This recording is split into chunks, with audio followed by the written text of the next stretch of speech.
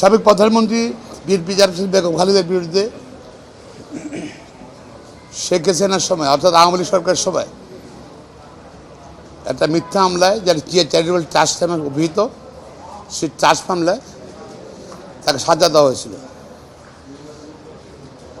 মহামান্য হাইকোর্ট সে মামলায় তাকে খালাস দিয়েছেন। পরবর্তী সরকার এবং দ্রুত আপিল করলো, সে আপিল শুনানির জন্য ছিল। সেখানে আমাদের বক্তব্য ছিল এটা প্রাইভেট ট্রাস্ট এবং বিএনপি নিজস্ব টাকা দিয়ে, প্রাইভেট টাকা দিয়ে এই জমিটা কেনা হয়েছে ট্রাস্টের নামে। ব্যক্তিগত এটা কোনো নাথিং টু ডু, এবং সরকার কোনো টাকা ইনভলভ না, রাষ্ট্রের কোনো টাকা ইনভলভ না।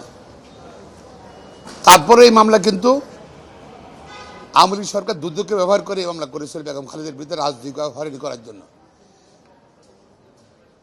এবং সাক্ষীগণনা পর্যালোচনা করেছে, কোনো অপরাধ প্রমাণিত করতে পারেনি, যেটা হাইকোর্ট ডিভিশন উনি জাজমেন্টে বলেছেন। আবুল হোসেন সেই জাজমেন্টটা বহাল রাখছেন, অর্থাৎ বেগম খালেদার বিরুদ্ধে সরকার খালাসির বিরুদ্ধে সরকার এবং দুদক কর্তৃক দুটো আজকে আপিল করেছিল। দুটো মামলাতেই আপনার হাইকোর্টের আদেশ বহাল রাখছেন। বেগম খালেদার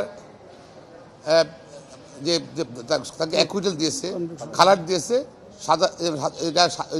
সাজা বাতিল করেছে, সে বহাল রাখছে। অর্থাৎ বেগম খালেদা এখানে যেতেছেন এবং দুদকের আপিল না রিজেক্ট করেছে, ডিসমিস করেছে। দুদক এবং সরকার আপিল ডিসমিস করেছে। আজকে বাংলা দুর্নীতি দমন কমিশন এবং রাষ্ট্রের পক্ষ থেকে সেপারেট আপিল ফাইল করা হয়েছিল। 3টি আপিল ফাইল করা হয়েছিল। 3টি এই petition for leave to appeal, 3টি পিটিশন ফর লিভ টু আপিলই এটির মধ্যে আপিলের অনুমতি দেওয়ার মতো কোনো প্রাথমিক উপাদান না থাকায় 3টি petition for leave to appeal summarily reject করেছে, ডিসমিস করে দিয়েছে।